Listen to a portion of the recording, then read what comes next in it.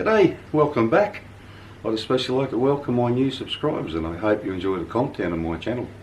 If you missed the series I made just before Christmas on upgrading the lathe, and I've packaged that all up. There's a link up there now. You can go watch them first, then come back and watch this one. So let's kick this one off with a little bit of Thai that I know. Sawadi Pi Mai, which for you non-Thai speakers means Happy New Year.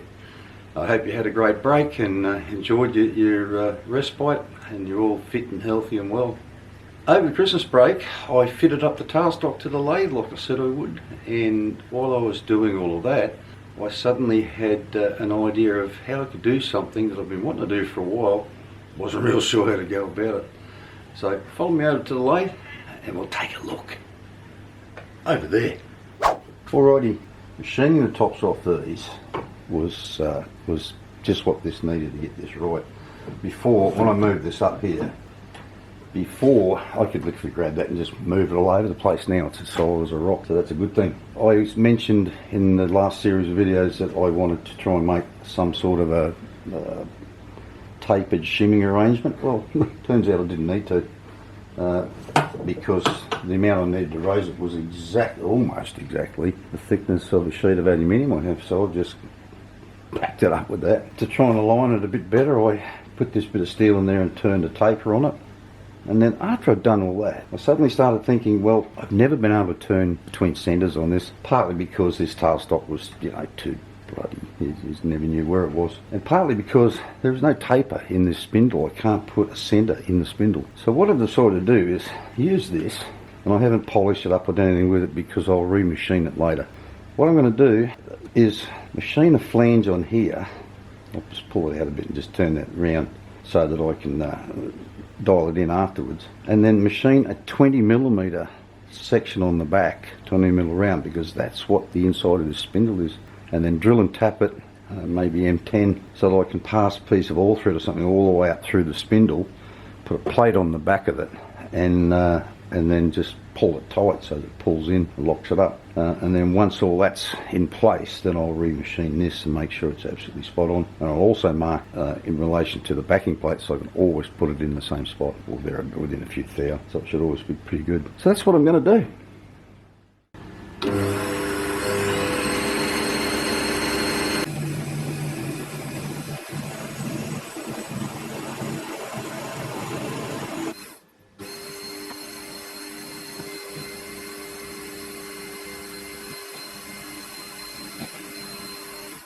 Alrighty, I won't bother polishing it up now. Actually, it's got a really quite lumpy.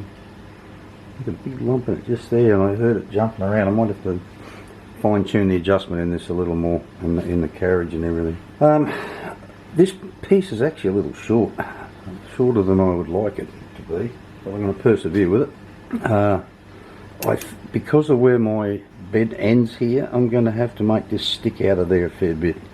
So I've settled on about 70mm, thereabouts, somewhere around there, and I'll just machine this part here down to 20mm. Now, I was given, well, I wasn't given, I bought it, 20 kilos of cast aluminium by my mate up in Bangkok that works for a big engineering company just before Christmas, and I'm going to cast up an aluminium backing that sits, bolts to here, and then machine a groove down through it to locate the dog in. And that will hopefully help to allow me to move it in and out depending on the size of the material I'm trying to grab or hold, and also might help to balance things out just a little bit. And if I bore the centre out right, I should be able to fit this in there just to give it a bit more support.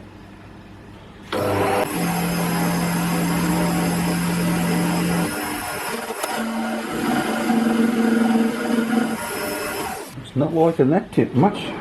One of these 0.2 radius tips.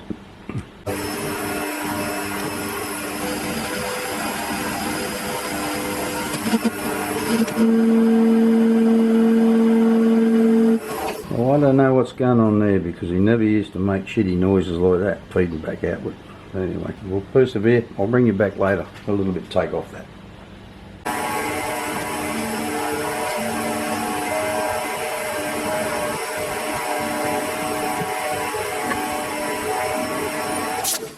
Alrighty, that should be 20 millimeters if I've got everything bloody right.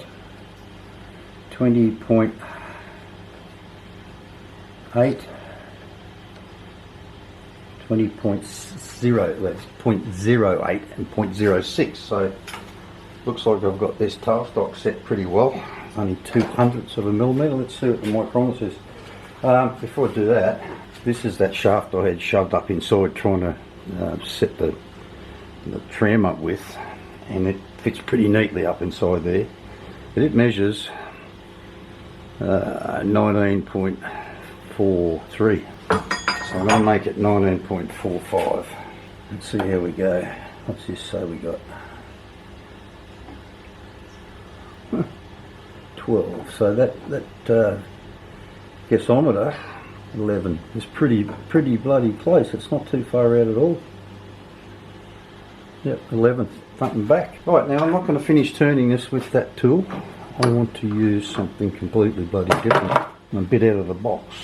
I'm going to use, I want to put a nice radius in this corner. That's why it looks so messy still there, because there's I'm pretty sure at the start of this hole up through the spindle there's quite a decent chamfer in it. So I've got these 0.8 radius grooving tips. I'm going to finish turning it with that and put a nice 0.8 radius in there. Stop and think for a minute, what do I need to take off this? Let's just take 0.1 and see how we go.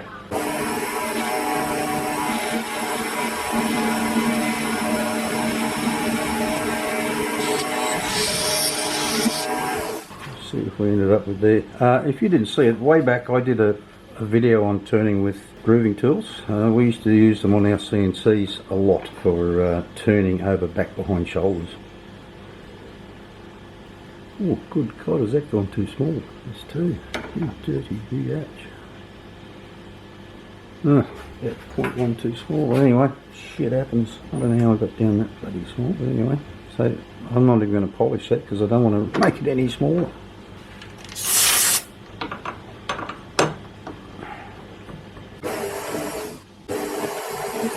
Just a big burr, massive big burr on there.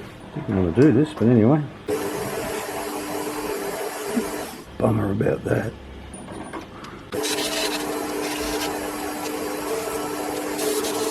Alrighty, so now all I've got left to do to this end is drill it and tap it.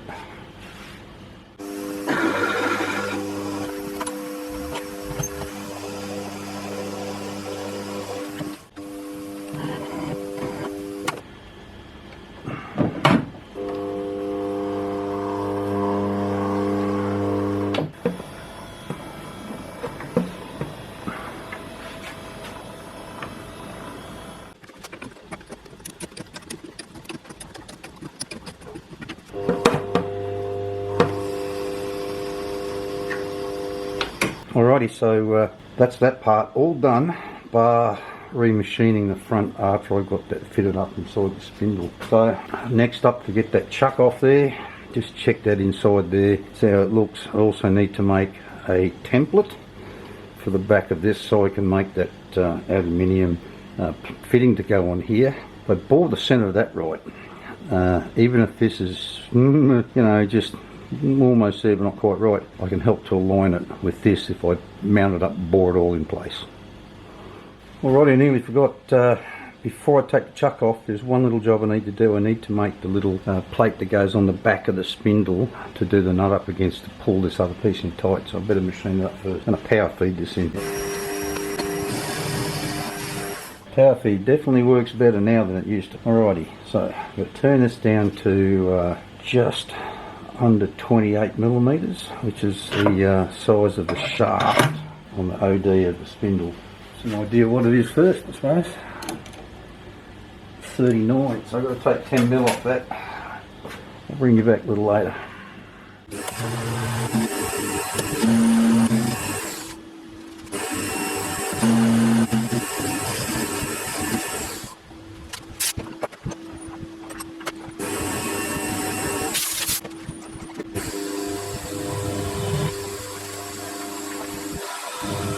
Alrighty, slight mishap while I was drilling that out. I heard a drilling away. Next thing I heard a little beep beep, and I wondered what the hell it was. And I found out when I went to turn the camera off. It was the camera saying, "Hey, I'm flat. I'll turn it off. See you later." Let's part this off. Let's see if we can't get this off here without breaking a tip.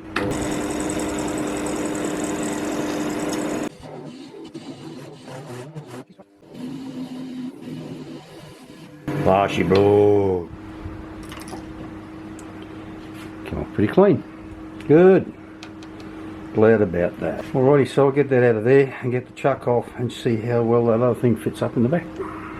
Well, disappointingly, that's it is a bit loose in there, but like I said, when I machine up this aluminium plate I want to put on here, it'll be an inch thick. So if I very, very carefully bore the centre out of that, this will help to line it up. But see, wobbles a bit at the moment. So I don't know whether that's just the chamfer in the back here where these two are sitting together. They should sit pretty well, but anyway, I'll sort that out. But like I said, that's why I wasn't prepared to do anything with this early in the piece, because once it's all set up and finished, then I'll remachine this part here. So next cab off the rank is to do something about melting down some of that cast aluminium I got and make that big plate to put on here and drill some holes in it and then bolt it up, machine the face, machine this recess into it, and then turn it around, bolt it back up, finish machining it and bore the centre to take this thing. Alrighty, even with a full crucible, I'm not entirely certain that I've got enough aluminium here to do this, but anyway, here goes.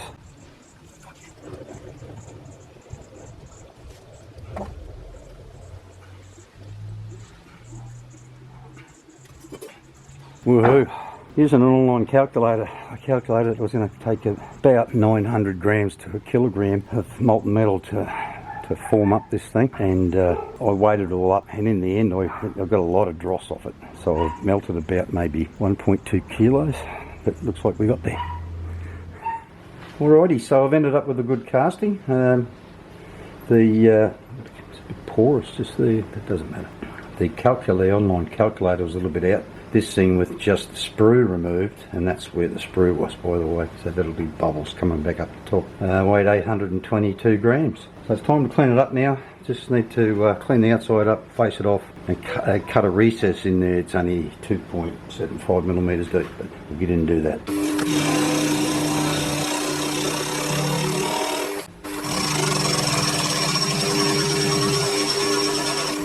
That's all we got to go. Yeah, a bit. There's a few bubbles in it all over the place. Geez, there is some big bubbles in there. I might leave it at that for the time being, getting down around there. It's still a little bit above there. Anyway, we'll face it off.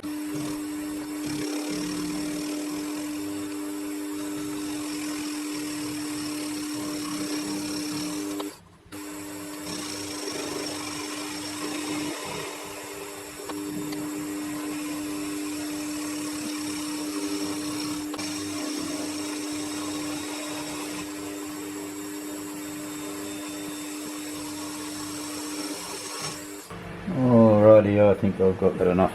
Well, I'm going to move the camera around so that you can see the face of this while I bore it out.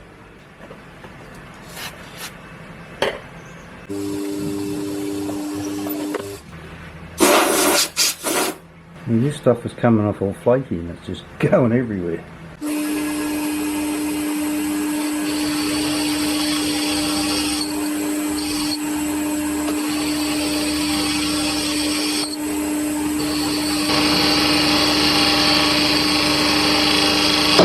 Yeah.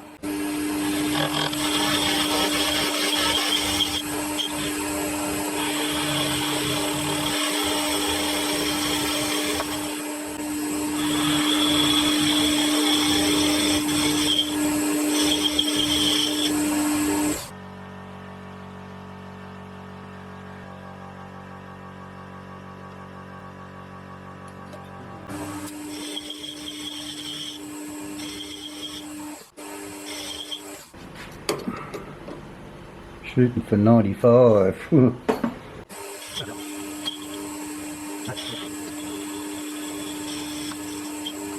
Alrighty, so that's that part of it done. Finished turning the outside, the chamfer on there and a chamfer on there.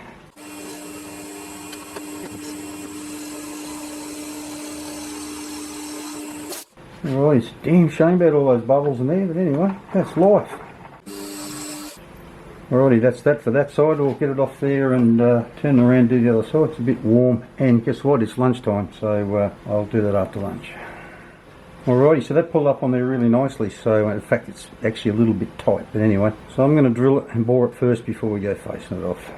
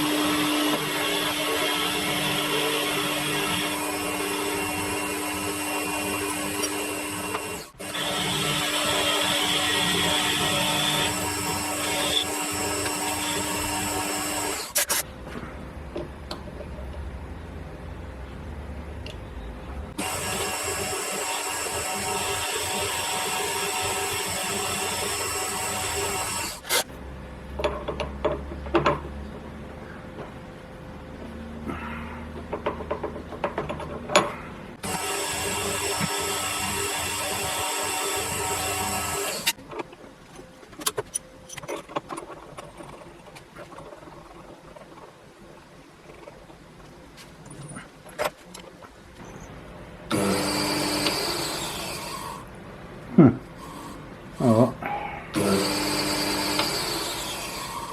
Looks like that's what it's going to be. Alright, let's face this off.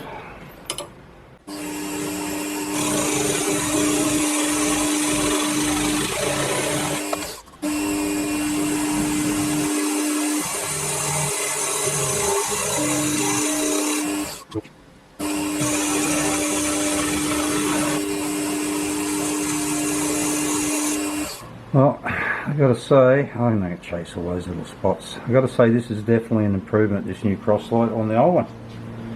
No ifs, buts or maybes about it.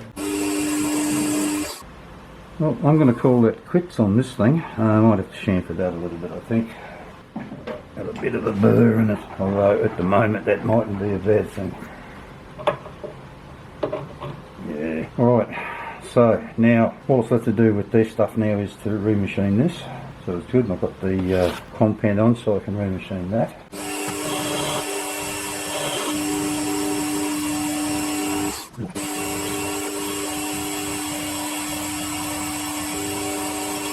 Rightio.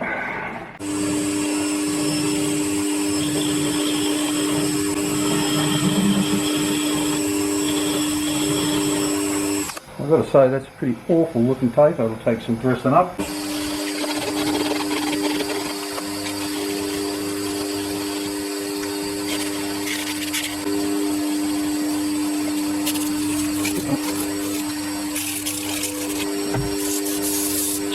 Alrighty, so that's as far as I'm going to go with that part of it. So now when I get it off there, I need to drill at least maybe one hole in here somewhere so I put something in until I tighten that bolt up. And I need to machine a slot in it for a drive dog. And the dog is going to be the next cab off the rank. At this point in the video, I'd like to thank my patrons for the continued support. It's greatly appreciated. If you'd like to become a patron, there's a link down in the description. You can sign up down there and toss me a couple of dollars every month. If you don't want to become a patron, there's always Buy Me a Coffee, and there's a QR code on the screen there. You can scan that, or there's always that thanks button down there. Well, viewers, after editing that last lot of video, I see I'm getting out really close to 20 minutes, and I've still got a lot to do yet, so I'm going to have to split this up into two parts. I hope you enjoyed watching me make that, and maybe you got something out of it, or got some ideas for yourself or whatever. So thanks for watching, and I'll see you next week for part 2. Bye bye.